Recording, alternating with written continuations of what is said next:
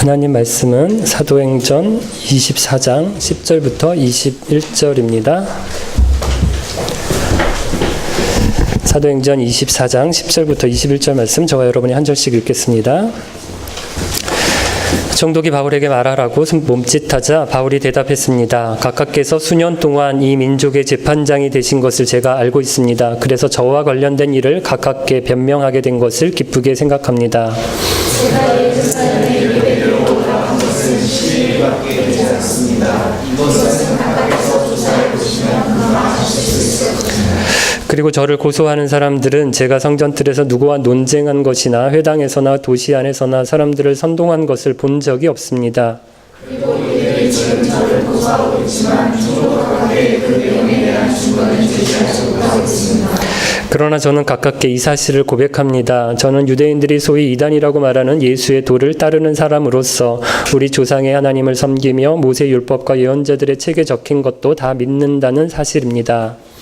이 사람들이 간직하고 있는 것과 같이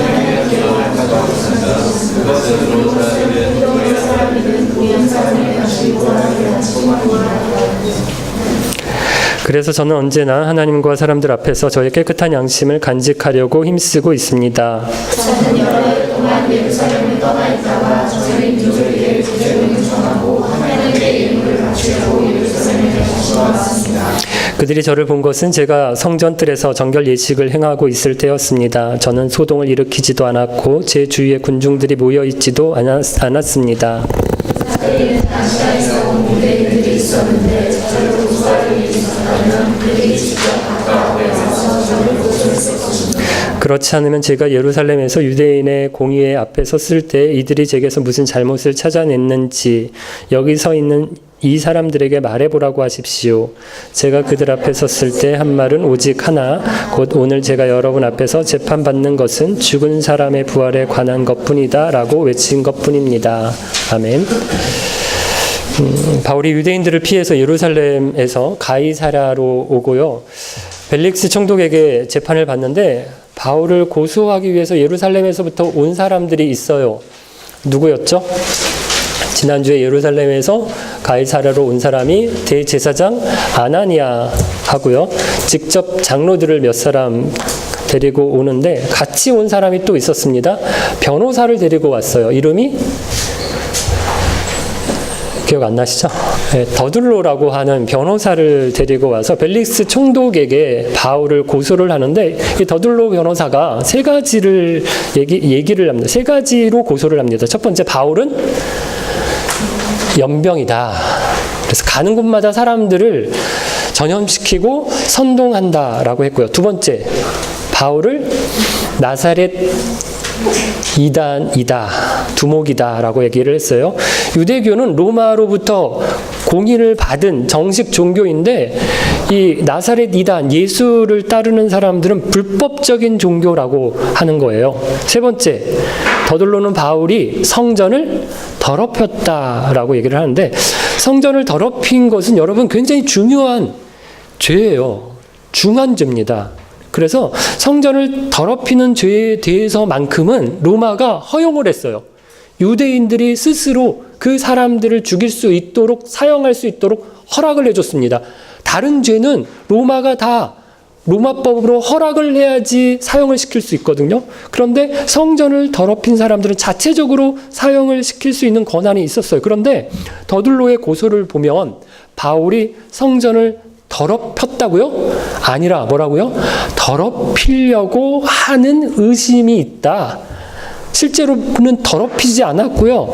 더럽혔다라고 하는 증거도 되지 못합니다. 오늘 본문은 더둘로의 고소에 대한 바울의 변론인데요.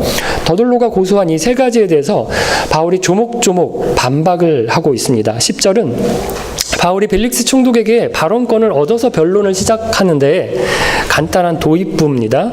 지난 주일에도 보았지만 이 더둘로는 어떤가요? 이 도입부가 굉장히 길었어요. 무슨 이야기로 채워졌습니까? 벨릭스 총독에게 아부하는 말들이었죠. 벨릭스가 마치 대단한 사람인 양 막 치켜세우고요. 자기도 그리고 유대인들도 다 이 벨릭스를 굉장히 존경하고 좋아하는 사람인 것처럼 말을 했어요. 그런데 실제로는 어땠더라고요? 벨릭스가 원래는 노예 출신이에요. 어쩌다가 형 덕분에 지금 이 유대 총독으로 와 있는데, 총독이 돼서도 어떻게 했어요? 불법을 일삼았습니다. 그래서 그 자기 그 사익을 챙겼어요. 그래서 유대인들이 벨릭스를 굉장히 싫어했고요. 여기저기서 막 반란을 일으켜서 벨릭스를 곤란에 빠뜨렸거든요. 그래서인지 바울은 아첨하는 말을 별로 안 해요. 10절을 보면 각하께서 수년 동안 이 민족의 재판장이 되신 것을 제가 잘 알고 있습니다. 이러면서 단순한 사실만을 언급합니다. 그렇다고 벨릭스 총독을 부정하느냐? 그렇지는 않거든요. 그래서 저와 관련된 일을 각하께 변명하게 된 것을 기쁘게 생각합니다. 이렇게 말하면서 야, 네가 재판장인 거 내가 인정하고 존중한다. 이런 의미로 발언을 시작하는 거예요. 여러분, 국가와 종교의 관계에 대해서 한참 한국 교회에 관심이 많았어요. 작년 최순실 국정농단 사건이 터지고 사람들이 이것도 나라냐 이러면서 많은 사람들이 촛불을 들고 광장에 나갔는데요. 교회에서는 보수교단에 속한 목사님들 중에서 그리스도인들은 촛불 집회에 나가면 안 된다, 이렇게 막는 분들이 있었거든요. 그러면서 근거로 든 것이 로마서 13장인데 로마서 13장 1절에 보면요, 누구든지 국가의 권세 잡은 사람에게 복종하십시오. 하나님께서 세우시지 않은 권세란 없습니다. 세상에 있는 권세는 다 하나님께로부터 나왔습니다. 이렇게 말씀하거든요.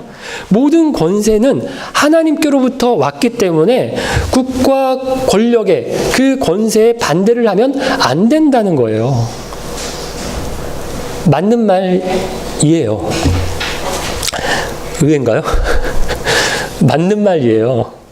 부도덕한 권력이라고, 그 부도덕한 권세라도 그럼 우리가 복종해야 합니다. 그럼 없는 것보다는 그런 정부라도, 그런 권세라도 있는 게 나아요. 무정부보다는 부패한 정부라도 있는 게 낫습니다. 그래서 나쁜 정부지만 세금 떼먹지 말고 잘 내고요. 교통법규 어기면 벌금 잘 갖다 내고 잘 따라야 돼요. 사법부에서 이상한 판결을 내고 판사들 블랙리스트 만들어가지고 재판할 때 막 장난질하고 엉뚱한 판결을 내려도 억울하지만 존중해야 돼요. 그렇다고 그게 절대적인 것은 아니거든요. 반대할 때는 반대하고요. 아닐 때는 아니라는 표현을 할 수 있어요. 아니, 적극적으로 해야 합니다. 광장에 나가서 촛불도 들고 인터넷에 댓글도 달고 국회의원들에게 항의 문자도 보내고 이렇게 할 수 있어요.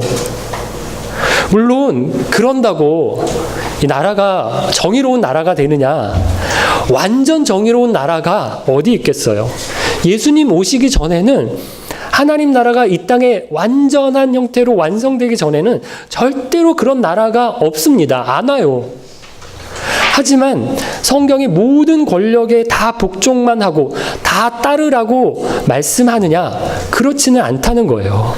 하나님이 세우신 권력인데 마치 자기가 권력인 양, 자기 권력인 것처럼 쓰는 사람에게는 다 따르는 게 맞지 않는 거예요.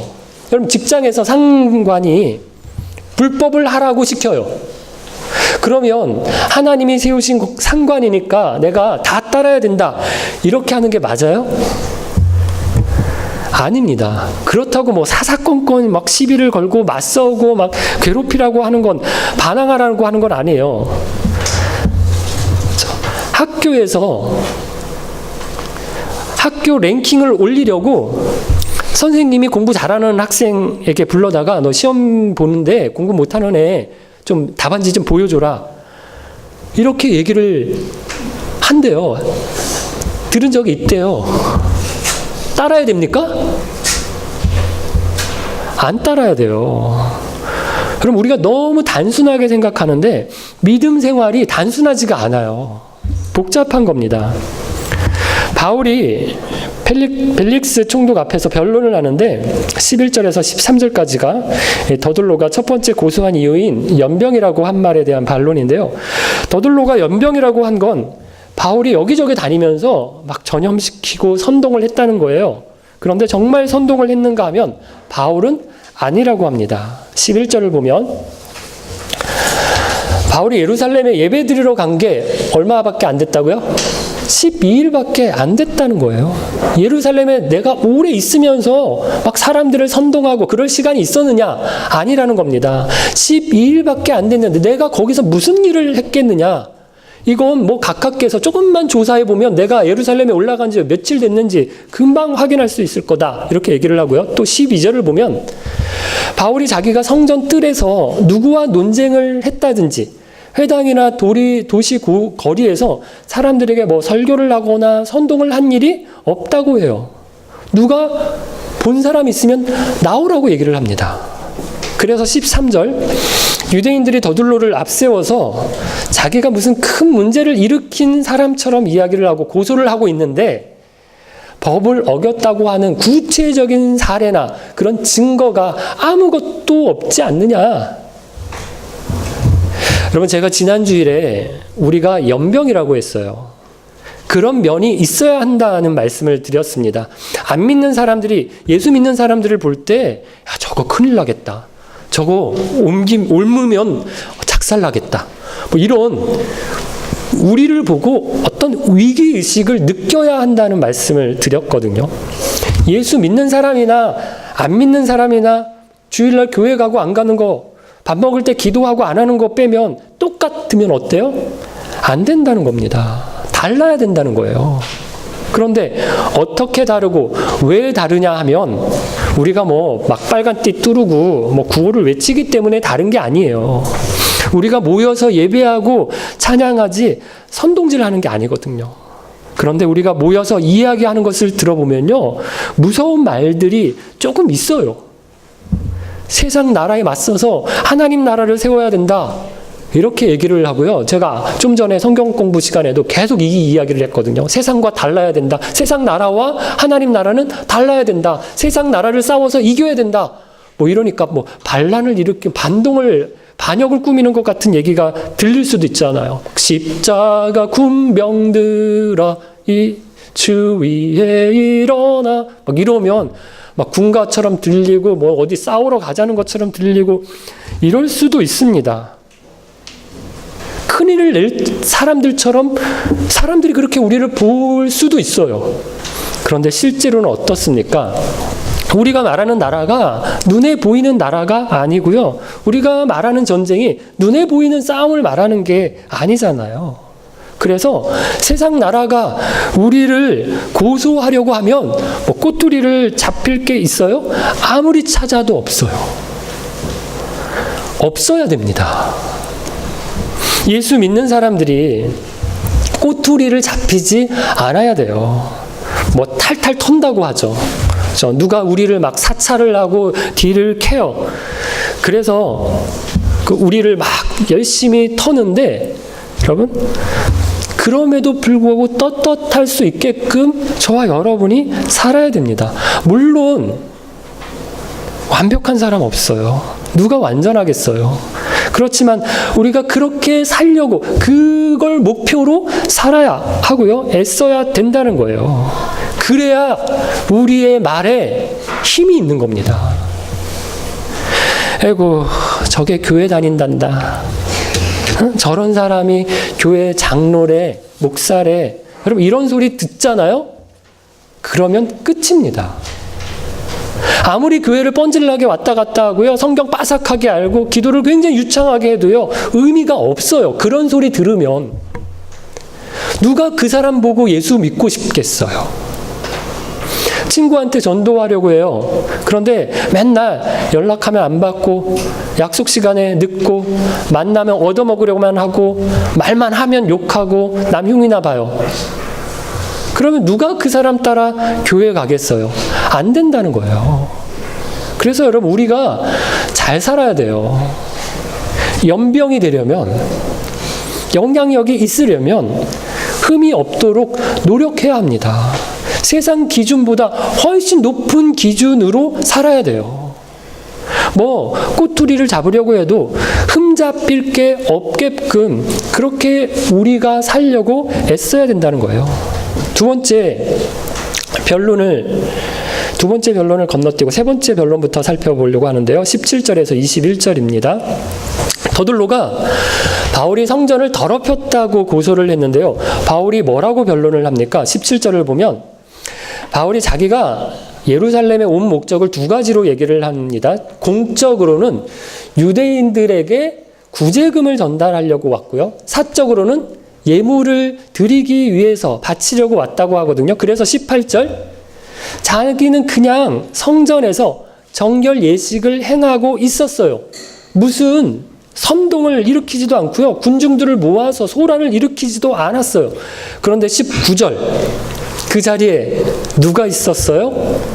아시아에서 온 유대인들이 있었습니다. 여러분, 이때가 무슨 절기예요?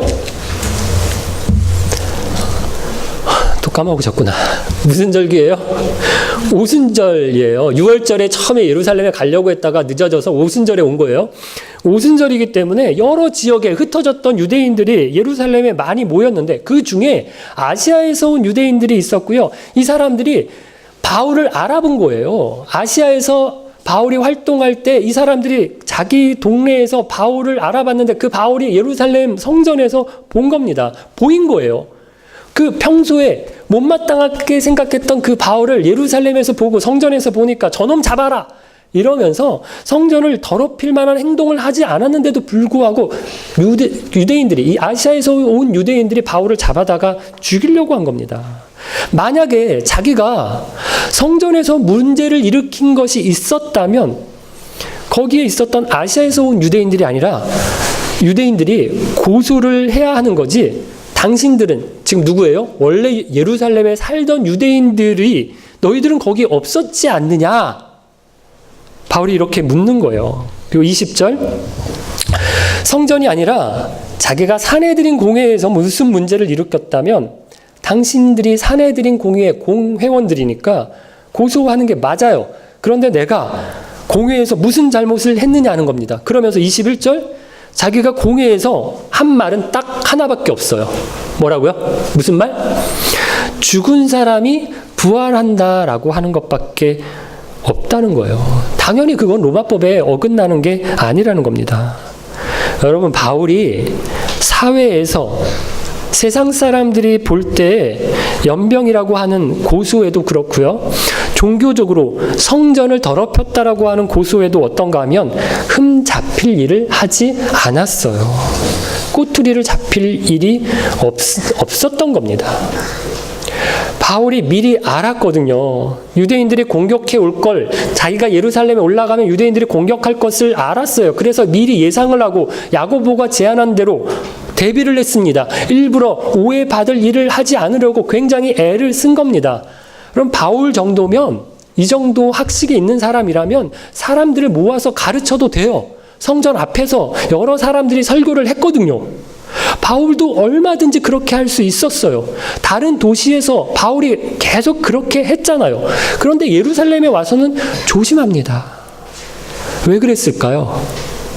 빌미를 주지 않으려고 했던 거예요. 여러분, 제가 가능하면 신앙생활을 편협하게 이해해서 여러분 이것도 안 됩니다, 저것도 안 됩니다, 이렇게 말씀드리지를 않아요. 자꾸 어떤 틀에 넣고 가두려고 하지 않거든요. 예수님이 자유하셨는데 우리가 다시 율법으로 돌아가서 어디에 막 매여야 하는 그런 버릇이 있어요. 그래서 이것도 가능하고 저것도 가능하고 이렇게 막 죽고 사는 문제가 아니고 진리 문제가 아니면 많은 부분에서 우리가 자유를 누릴 수 있어요. 그렇지만 자유하다고 다 가능한 것이 아니고요. 다 가능한 것이 그게 다 성숙한 것도 아니에요. 가능하지만 덕을 세우기 위해서 제한하는 게 성숙한 겁니다.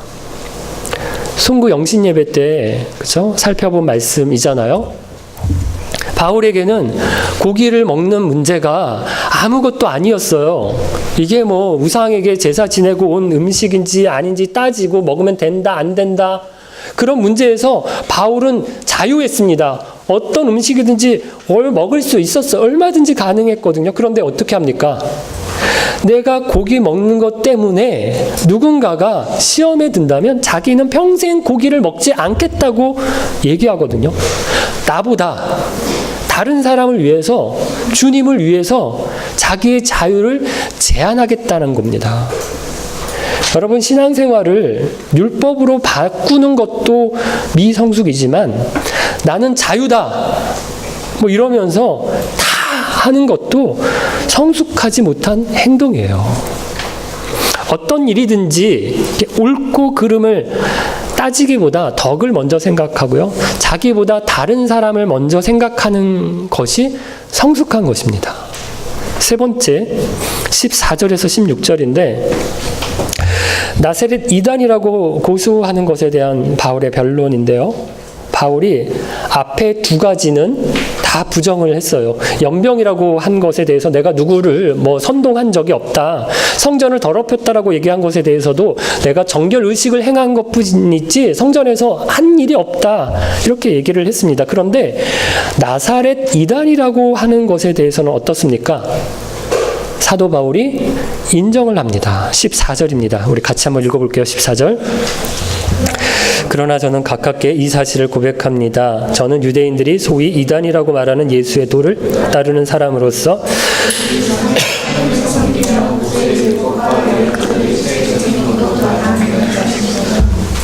더들로가 이단이라고 했는데 맞다. 나는 예수의 도를 따르는 사람이다. 그런데 정말 예수를 따르면 이단이냐? 그렇지 않다는 거예요. 왜 그런가 하면 예수를 따르는 것이 유대교를 반대하는 것이냐? 유대교와 다른 것이냐? 하면 그렇지가 않다는 겁니다. 네 가지 이유를 드는데 첫 번째는요. 같은 하나님을 섬긴다는 거예요. 14절에 예수의 도를 따르는 사람으로서 바울이 뭐라고요? 우리 조상의 하나님을 섬긴다고 하거든요. 유대교가 섬기는 하나님이나 예수를 따르는 자기가 섬기는 하나님이나 어떻다고요? 같은 하나님이라는 거예요. 두 번째, 믿는 바도 같은데 14절 끝에 보면 모세의 율법과 예언자들의 책에 적힌 것도 다 믿는다고 하거든요. 뭐가 같다고요? 성경이 같다는 거예요. 하나님의 말씀으로 구약에 나온 율법의 말씀이나 역사적인 말씀이나 시가서나 그리고 예언자들이 쓴 예언서나 그 말씀을 하나님의 말씀으로 믿는다는 겁니다. 유대교나 예수를 따르는 자기나. 세 번째, 소망하는 바도 같은데 15절입니다. 같이 읽어볼게요. 저는 이 사람들이 간직하고 있는 것과 똑같이 하나님께 대한 소망을 가지고 있습니다. 그것은 의로운 사람이든 불의한 사람이든 모든 사람이 다시 부활하리라는 소망입니다. 유대교를 믿는 사람이나 예수를 따르는 자기나 소망이 같아요. 의로운 사람이든 불의한 사람이든 모든 사람이 다시 부활한다는 소망을 공유한다는 겁니다. 이 땅에서 사는 게 전부가 아니라 모든 사람들이 부활해요. 그래서 이 땅에서 산 것에 대해서 제대로 평가받고 제대로 심판받는 그런 날이 있다는 거죠. 네 번째, 그래서 삶의 목표가 같은데 16절입니다. 읽어볼게요. 그래서 저는 언제나 하나님과 사람들 앞에서 저의 깨끗한 양심을 간직하려고 힘쓰고 있습니다. 바울이나 유대인들이 같아요. 뭐가요? 섬기는 하나님이 같고요. 믿는 성경의 말씀이 같아요. 소망이 같은데 어떤 소망? 죽어서 부활한다라고 하는 소망도 같습니다. 그래서 어떻게 살아야 된다고요? 하나님과 사람들 앞에서 깨끗한 양심으로 살려고 힘쓴다는 거예요. 여러분, 이게 따로 노는 게 아니에요. 하나님을 예배하는 것과 섬기는 것, 성경 말씀을 믿는 것, 부활을 소망하는 것이 무엇과 일치해야 돼요? 사는 것과 일치해야 한다는 겁니다. 하나님을 섬기기 때문에 하나님을 모르는 사람들과 삶이 달라야 돼요. 성경의 말씀을 진리의 말씀으로 믿기 때문에 성경을 믿지 않는 사람들과 우리의 생활이 달라야 하고요. 죽으면 끝이 아니라 부활이 있고 심판이 있는 것을 소망하기 때문에 소망이 없는 사람들은 안 들키면 그만이거든요. 하지만 우리는 양심에 부끄럽지 않게 살아야 한다는 겁니다. 여러분, 유대교와 기독교가 다른가요? 바울은 예수를 따르는 것이 새로운 게 아니라고 얘기합니다. 유대교에서 섬기고 믿고 소망하고 사는 것과 같은 거라고 얘기를 해요. 아니, 제대로 하나님을 섬기면 예수님을 하나님으로 섬기게 되고요. 제대로 성경을 믿으면 구약에서 예언했던 그 메시아가 예수님이라고 하는 사실을 믿을 수밖에 없어요. 제대로 부활의 소망을 가지면 죽으셨다가 다시 살아나신 예수님을 첫 번째 부활의 열매로 믿게 되고요. 제대로 살면 예수님이 사신 삶을 따라서 살 수밖에 없다는 거예요. 바울이 유대인들에게 제대로 하나님을 섬기고 성경을 바로 믿고 부활을 소망하고 양심을 깨끗하게 살려면 너희들도 나처럼 예수님을 따라서 살아야 한다라고 이야기를 하는 겁니다.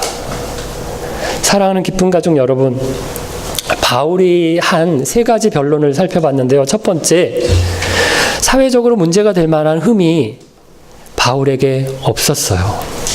두 번째, 종교적으로도 바울이 다 자유를 누릴 수 있지만 그렇게 하지 않고요. 덕을 세우려고 자신을 제한하고 조심하고 살폈습니다. 세 번째, 하나님을 섬기고 성경의 말씀을 믿고 부활의 소망을 가진 사람처럼 깨끗한 양심을 따라서 살았다고 합니다.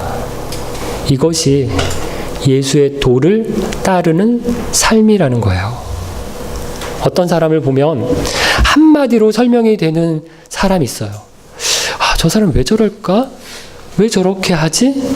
이상한 점이 많았는데 딱 하나로 이해가 되는 그런 경우가 있거든요. 우리가 최근에 뉴스에서 가장 많이 접하는 두 분을 보면 아주 선명합니다. 아, 비선 실세가 있었구나.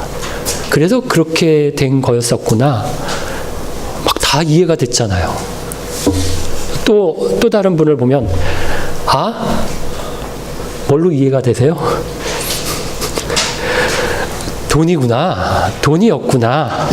이 한마디로 그분이 다 설명이 되고 이해가 되거든요. 사람들이 저와 여러분을 보고선 아, 예수였구나. 이 말 하나로 설명이 되는 사람이었으면 좋겠습니다. 막 그게 예수 막 이렇게 얘기하고 떠벌려서가 아니라 어떻게 저렇게 살지? 어떻게 저렇게 할 수 있지?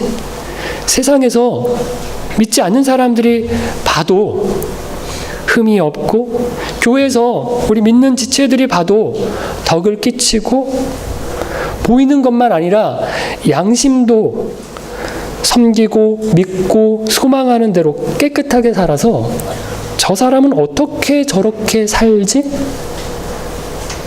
의구심을 사람들로부터 하여금 들게 만드는 사람이 되시기를 바라고요. 아, 예수쟁이였구나.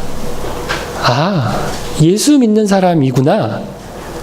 예수 아니면 설명이 안 되는 사람 되시기를 바랍니다.